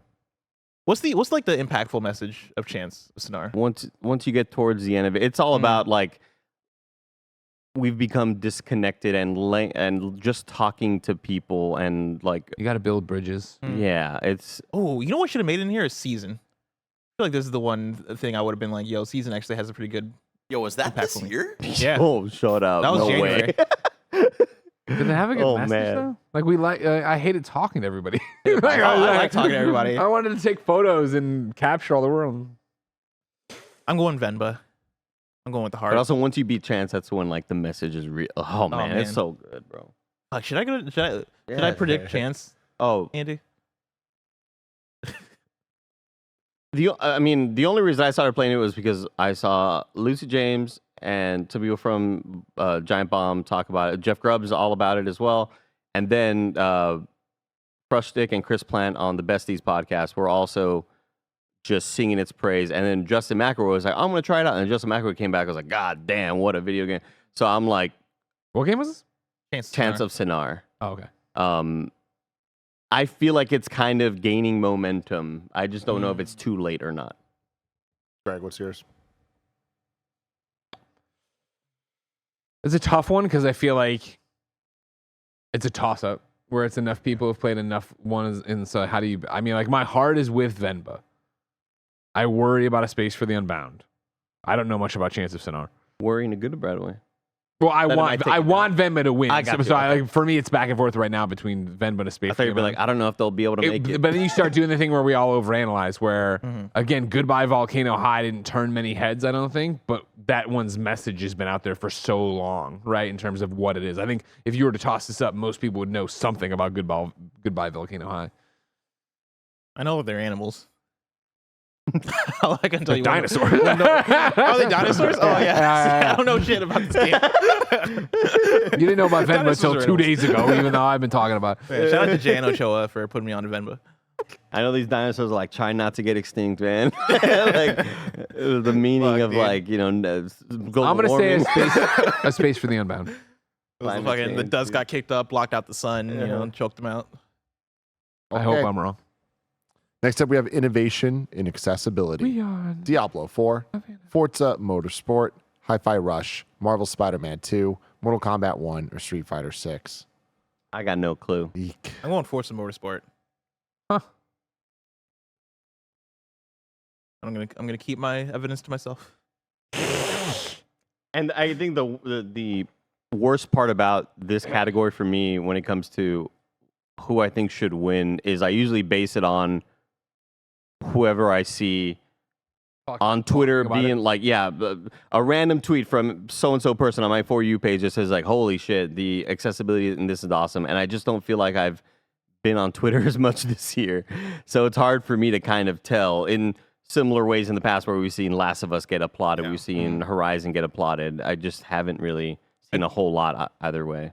I do want to shout out Street Fighter 6 because Evo had like blind players. That's like, why keeping up. I'm voting Street Fighter 6. I think, I mean, even to go that far, right, of like literally blind people playing the game, I think you can also dial it back just to, hey, I'm garbage at fighting games. Yeah. Oh, well, we have this control scheme. Yeah. And like the fact that you went up against Stella. And it was a beat fun thing her to watch. ass. You God did. damn. Yeah. Embarrassing for us. You're a gamer, dude. Yeah, I feel like in terms of conversation, to me, it falls between Forza and Spider-Man 2. And I'm leaning Spider-Man. I'm gonna go 2, Spider-Man 2. just because like I feel there's they nailed it. There's so much great stuff in there, and I also feel like some of the story bits even kind of like deal with that stuff in a great way. So Spider-Man 2 for me. Best performance. We got Ben Starr, Final Fantasy 16. Cameron Monaghan in Star Wars Jedi Survivor. Brother Joshua. Idris Elba, Cyberpunk 2077, Phantom Liberty. Melanie Libbard in Alan Wake 2.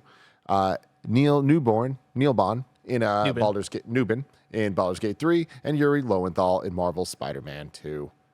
My thing is, I would go all in on Ben Starr, but people love Asterion from Baldur's Gate 3. So that's got the recency bias as well. Yeah. I'm going Ben Starr without a goddamn question. He not only is a good friend to us and fucking awesome and loves video games and all that stuff, he was incredible. I'm ride or die for Ben Starr right now. I think And the only reason I say that is because you could be like me, Bless, and have talked to Asterion twice. That's true. Like not everybody has. This is an NPC that may or may not join your squad. You may or may have killed him in the first 30 minutes. Like it's. I don't feel like it's. I feel like it's very. Your mileage may vary, but the people who do are diehard for him. And the amount of like horny photos and drawings I've seen of Asterion. That's my thing. Is I think out of all those party members and all the main characters of Baldur's Gate 3, I think Asterion is the breakout one. And part of that is because like he's evil, right? And like he is like. There you say that shot of heart, bro. Oh man, like, he's like this vampire, right? And he sticks out because of his tendency to be evil, but. He's also really well performed. Like I really love that performance as Asterion. I just thought he was kind of dickish, and I was like, I don't vibe with you, man. You're kind of bringing a weird vibe. I'm gonna go Ben Starr also, because I think Ben Starr has been doing a great job of just being out there as a personality, right? Like not only is her character fantastic, but like he has a presence on Twitter and stuff. He's been keeping the mind share, you know. Yeah, like people love Ben Starr. I also love that I love everybody Ben Starr. here has like mostly normal headshots, and then Cameron Monaghan has a contractual obligation to be in every photo with a lightsaber. I love it. Love it. There's gonna be a photo. He's like, I don't got one next to me, but I got a fucking flashlight. I do want to give a shout out to Yuri though, because it's not something nobody here doesn't fucking know. I love Spider-Man so much, and to nail what it means to be Spider-Man and Peter Parker and everything in between, Yuri just does it effortlessly, and we've got it so many times. We're lucky that we've gotten it this much, and I think Spider-Man 2, like he really, really brought it. I know some of the emo shit can get a little weird and grating and stuff, but like despite that, his performance is incredible, and I feel like he's just so good where I hope he plays Spider-Man forever. Because you think of Mark Hamill and the Joker, it's like I think of Yuri and Spider-Man. Like he's very, very, very damn good. And can I get a line read of the part where he says, no wonder your family left you to the lizard? He doesn't say it directly to the lizard, but he was like, I think he was like going to his house or whatever. But let me just do it. I'll do it as Clive. No wonder your family left you. I'm looking for my brother Joshua. That's great. I'll take it. I'm going to vote Idris Elba. Damn. I think he surprised enough people in terms He of. shows up. And it's shows up. Oh, that character is so Oh, good. he'll be there. Oh. You kidding me? Yeah. Mr. Elba He's doesn't gonna miss a DJ party. the after party. I will say, I feel like Blessing was very different from like me and Barrett when it comes to accent slippage. Blessing heard a lot of accent slippage with Idris Elba. I did not. I heard a lot of it with Many Liebert and Alan Wake 2. Big deal. Who cares? But like, Blessing was like, yeah, there was times where I'm like, Idris Elba, where are you? Are you an American or are you British? I still don't know if his character and is I British or never ever American. had that vibe from him. So I just like Same. maybe it's just It might be my ears though. But yeah, there's a lot of times where Melanie Liebert is like, "It's me, Saga Anderson." It's like, you're supposed to be American. Honestly, but she was here's the great. thing. She was awesome. I will say I also have watched a lot of Luther, and he's using his British, like his normal British accent in that show, and so it might just be hard for me to hear him use an American accent because that's You're just interesting. so used to his like. He's that's Luther to me. He's Also, Black Superman. The actor who played Ati in Alan Wake 2 man, should have so deserved to be here. I'm just saying. So good. Put Sam Lake in here. Greg, who do you got down? Idris Elba. Oh, sorry, Andy. Who do you have down? Yeah, I gotta go with Ben Starr. Wait, I'm gonna stick with it. Let's go, Ben. Next, we got Best Audio Design. Alan Wake 2, Dead Space, Hi-Fi Rush, Marvel Spider-Man 2, Resident Evil 4. Really strong. Hi-Fi Rush. Amazing year. Amazing year for audio design. Dolby Atmos being introduced on PlayStation. So much great stuff going on, and like all of these games are freaking incredible. Alan Wake's the only one that I haven't had personal experience here in the audio design, but all these other ones, I cannot believe how good they are. I do think I'd give it to Hi-Fi Rush, but I do want to say I think Spider-Man 2 deserves it. But my prediction here is Hi-Fi Rush. My prediction is Alan Wake 2. I think it both does the horror game thing, right? Of like having to rely a lot on its audio design for like creatures and knowing where enemies are and all that stuff. But then Wood creaking, freaking you out. Yeah, you hear like a door knock or my personal least favorite, I'll call it, not favorite. My personal least favorite, when I'm terrified, I've got like, I'm about to shit my pants, Tim, and I'm walking by a goddamn water cooler, the bubbles go out, like, oh, you fucking bitch, I'm about to shoot you. But here's the thing, Greg, I shot the water ball thing, water didn't come out. Terrible game. Turn it off. Terrible game. I Garbage. think you have all that stuff you're talking about, but then also I think you have the We Sing chapter, and I think that is the cherry on top for the audio design, where it's like, oh man, and you guys. Yeah, I brought think this that's game stuff. direction. That's true. I feel that, but I mean, it involves audio though, so It does.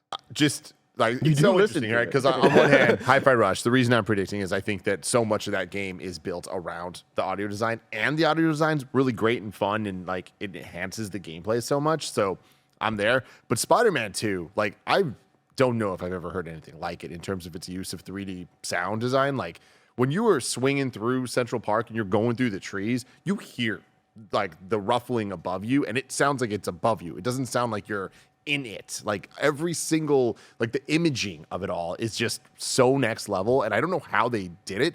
But on top of that, Spider-Man 1 did this, Miles Morales did this, Spider-Man 2 just upped it a bit.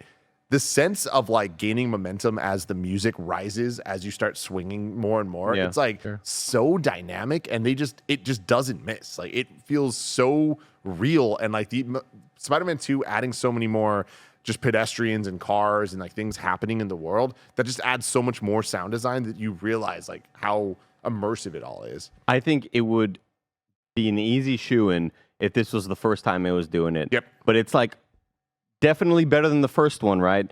But like when that first game came out and you go, holy shit, they have two different audio tracks for when a character is swinging through the sky and when they're just talking, and they switch totally effortlessly. I feel like it'd be a shoo-in this year if it was its first time, but because it's not, I'm going to go with Hi-Fi Rush. But I think Spider-Man 2 probably deserves it. So then, Greg? Seagull. I said as soon as I started, Hi-Fi Rush. Hi-Fi Rush. Next up, best score and music.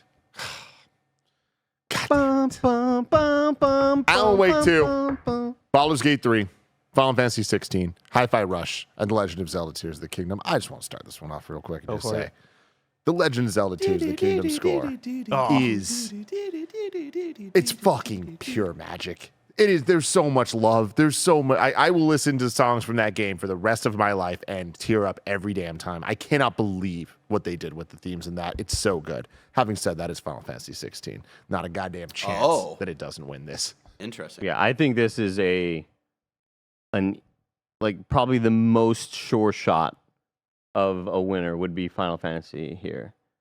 Not only because of the gigantic hardcore fan base, but when we talk about somebody like me who is not super familiar with a lot of the diehard Final Fantasy, I guess just aspects of the franchise, but I know the name Soken, and everybody knows the name Soken, and they're like, that, man, they popped the fuck off for this and they totally did. And it totally supplements the gameplay in a way that makes everything so much more hype than already what you're seeing and feeling through the gameplay. Every song that hits, I mean, just accept the truth, dude. You know? Accept the truth. Accept the truth. So damn good. And yeah, I feel like the biggest snub of this entire Game Awards is that we're not going to hear Final Fantasy 16 music in the medley because it's not up for Game of the Year. We all fucked up as a people. Yeah. Just for Wow. Amen. Yeah. That's why I want to tell the kid, like, let's just allow in one more game, even though it's not going to win. We just want to Yeah, hear it just up play there, the man. It's the one that deserves it the most. So right now I got me and Andy, Final Fantasy 16. Greg and Bless. Final Fantasy 16. Man, do I want to be spicy? Because yeah, like I agree with you in terms of Zelda Tears of the Kingdom soundtrack. I don't know if it's gonna win because it is a lot of Breath of the Wild in there as well.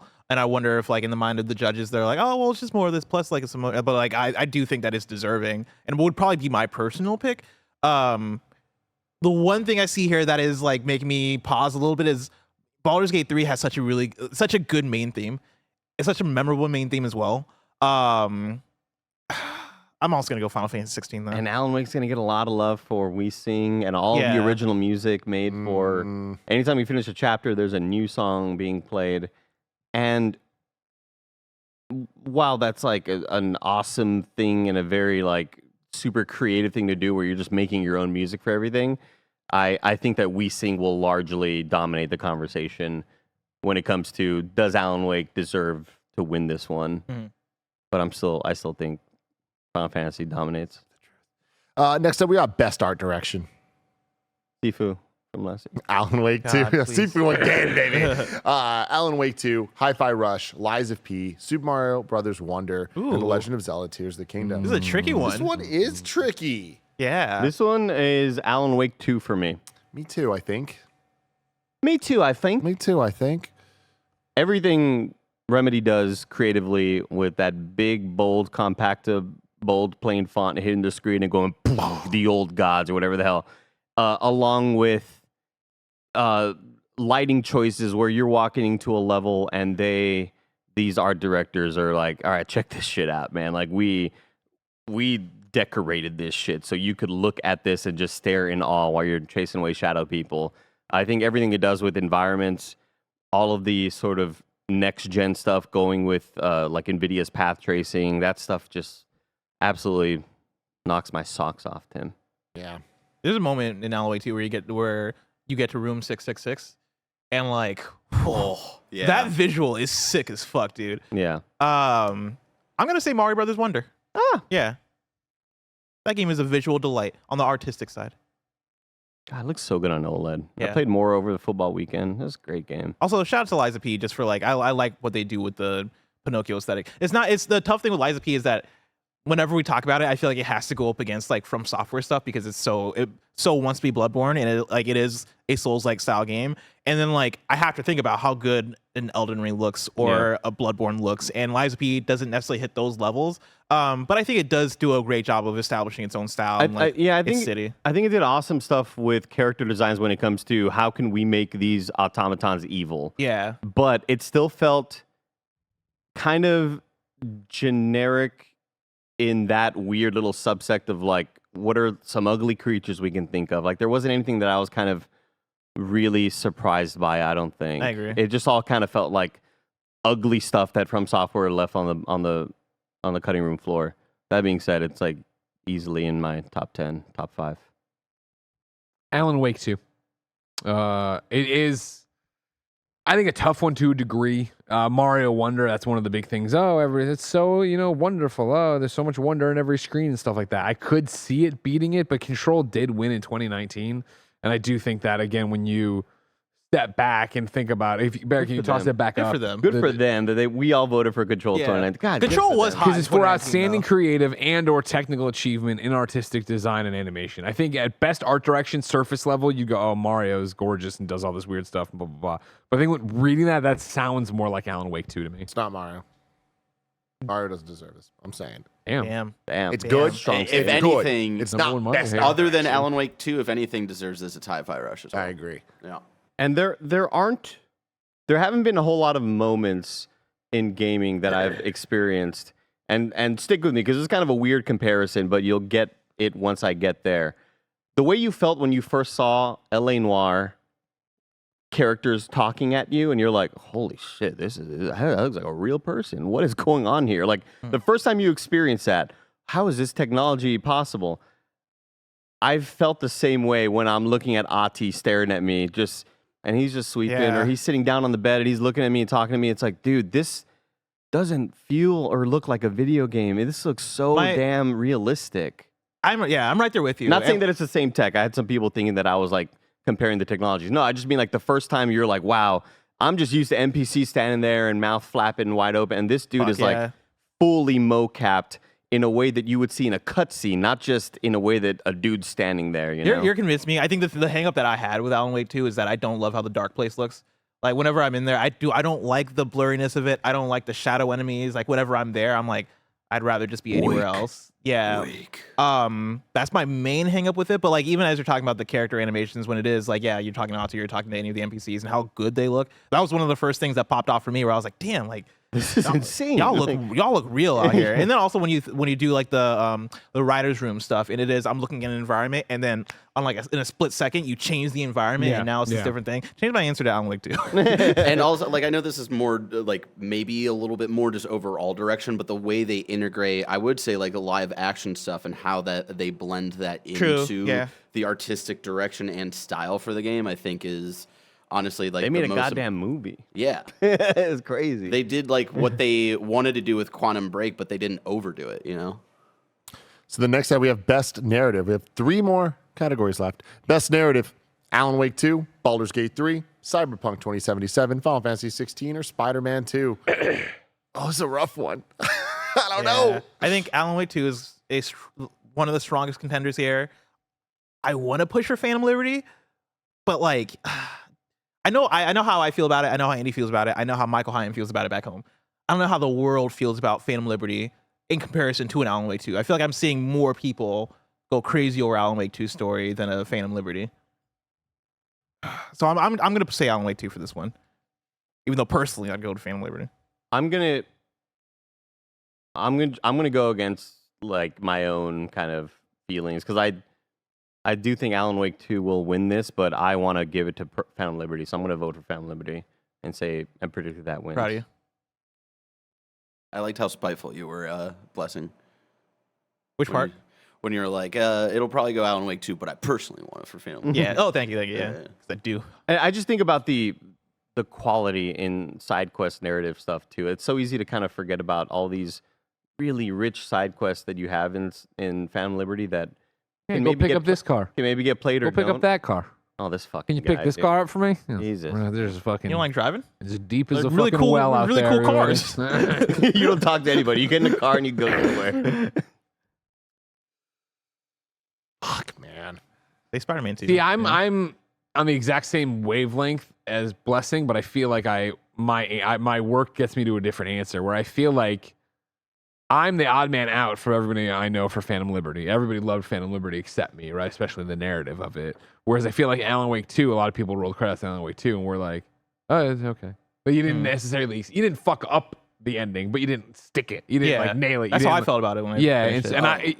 Interesting, because I feel like everybody I hear that listen, like I've been obsessively listening to different like reviews and spoiler casts. People are like, the fucking game for this story lands and it fucking hits. The Alan Wake You call those cast. people wrong. I feel like the ending comes together really quickly. Yeah. I'm still gonna say Alan Wake 2 though, I think. I love Spider-Man 2. I don't think it's going to win. I love the story in Final Fantasy 16. It has a lot of issues, but I think that what it does well, it does extremely well. And personally, I think it's great. But I know a lot of people don't agree and are going to fight against it tooth and nail. I'm going Baldur's Gate 3. I think the choices alone and the narrative design of it all, I think that's going to be like the Good story. answer. Good answer. Yeah, Baldur's Gate 3. I wonder if Alan Wake 2 has more trouble because I feel like very central to his themes of it not being a lake, it's an ocean. There's a lot more to discover after you beat it, and then it kind of is very similar to like a Souls game in that sense, where once you start watching videos and the people that like make their career out of deciphering lore and that one little Easter egg that could be massive for the future of whatever the story is, that's where you get a lot more out of it. When in the moment you're kind of just like, it can be. I was just listening to an Alan Wake podcast from these people that like, I think it was like the Gamers University or something. So shout out to them if that's even the right name. I hope it is. But they were doing a podcast and they were like, wow, Remedy, we thought we were going to get the answers that we wanted after the Control DLCs, and they made stuff more confusing. And I was like, well, could have fooled me, because I just feel like it was kind of tough to understand what was even happening in moments, and you had to really, really be the hardcore Remedy fan of all of the Alan Wakes and Control DLCs to fully be engaged and understand and kind of really get the reward of being a hardcore, you know? How many times do I have Baldur's Gate 3 on there? Not enough. I'll Not tell you enough. that. Because like Yeah. I think that's the thing where I'm like, fuck, do I change to Baldur's Gate 3? Because Baldur's Gate 3 is the pick to run away with a lot of awards. You only have one. And I'm acting like it's not going to run away with multiple awards. But maybe you're right. Maybe you're wrong. Maybe you thought that. Now they're actually doing the work. You're like, hey, wait a second. Yeah. God. Maybe it's just going to run away with Game of the Year. Maybe Alan Wake 2 is the one that's going to run away with the awards. And yeah, Baldur's Gate 3 just gets the Game of the Year. Because I think Alan Wake 2 also just has the benefit of being fresh on our minds. Baldur's Gate 3 came out in August, right? And like all of the people voting right now just got done with Alan Wake 2 and they're hot off of it. And I feel like all the people who were playing Baldur's Gate a bunch of months ago are still working their way through Act 2 of Baldur's Gate. They've not, like, you know what I mean? Most of us haven't finished Baldur's Gate 3. That's also a very good point. Yeah, Act 3 could just end up with somebody just taking a shit and being like, game's over. And honestly, we don't know like, that. and I've if you basically tell heard anyone about this, I'll murder your face. I've heard enough people be like, yeah, by the time you get to Act 3, also, like, the game starts chugging, and yeah, like, Asterion starts saying bad words. It's like, what the fuck? He takes a shit. I'm going to stick with Alan Wake 2. Final two here. Best game direction: Alan Wake 2, Baldur's Gate 3, Spider-Man 2, Super Mario Bros. Wonder, The Legend of Zelda: Tears of the Kingdom. Alan Wake 2, lock it in for me. I agree. Alan Wake 2. Now, here's the big thing. Mm-hmm. Can Sing it, Andy.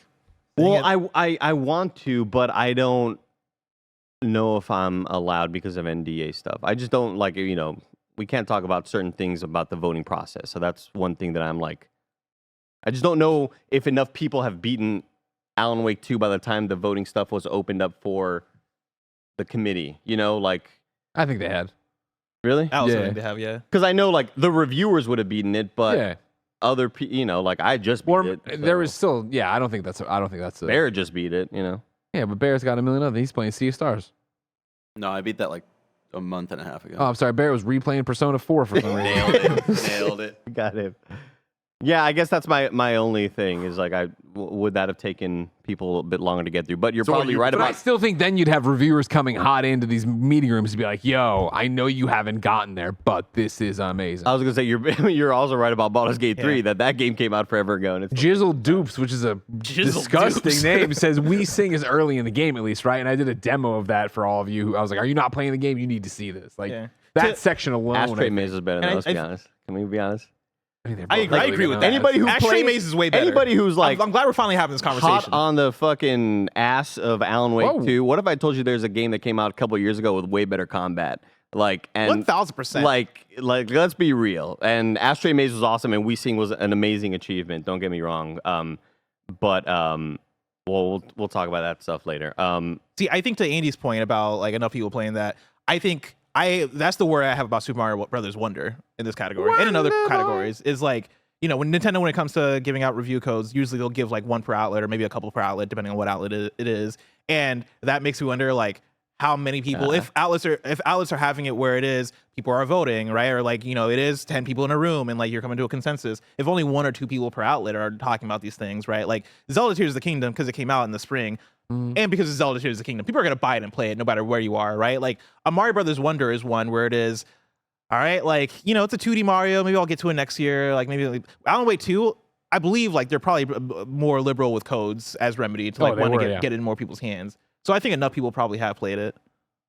This is an absolutely wild category with so many great answers. Like Spider-Man 2, when you think about how much that pushed the SSD and like how the fast travel and everything, like game design, game direction with all that, like they pushed that shit forward. There was innovation.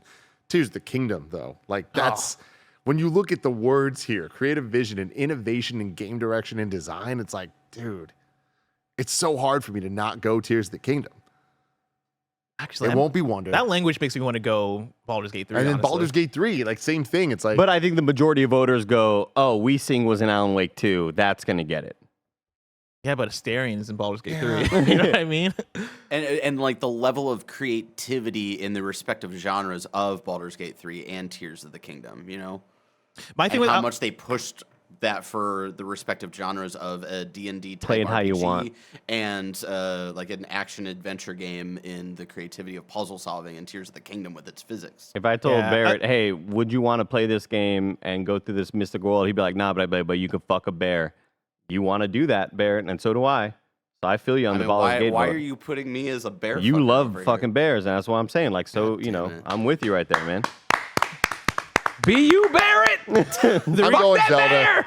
the reason why I jumped to Alan Wake 2 so quickly is I think one it's the artsy fartsy. Somebody in chat I think said artsy fartsy, or maybe it was Barry that said it. But like somebody called it that. I'm like, yeah, it has that level of, oh yeah, critics love Alan Wake 2 Yeah. because of the way it's telling a story, because it's doing something and it has deeper meaning and all that stuff. And also, Alan Wake 2 is the game here where you can name the director, right? Like Sam Lake is in the game, and I think when you're talking about best game direction, and you can link that vision of the game to a singular creator, and like him seeing through that vision, and you like if you play that game, you can feel the vision of Sam Lake.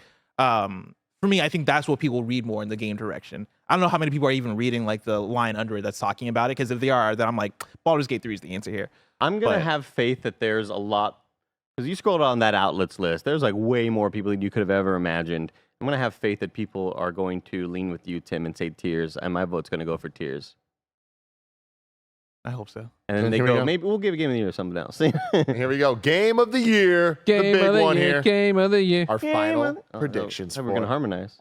Game of the year. Keep going. Game of the year. Game of the year. Game of the year. Game of the year. Game of the year. Game of the year, we got Alan Wake 2. Will it be Resident Evil? Baldur's Gate 3, Spider-Man 2, Resident Evil 4, Mario Brothers Wonder, and Legend of Zelda Tears of the Kingdom. Baldur's Gate 3. Lock it in for Greg. BG3, Oh, you lock changed it up in. from last time. Did I say Zelda last time? I think last time you said Zelda. When did we say this? When? I could have sworn we had some kind of predictions episode, but I forgot what it was. We I- talked about like what we thought Game of the Year was going to be, Yeah.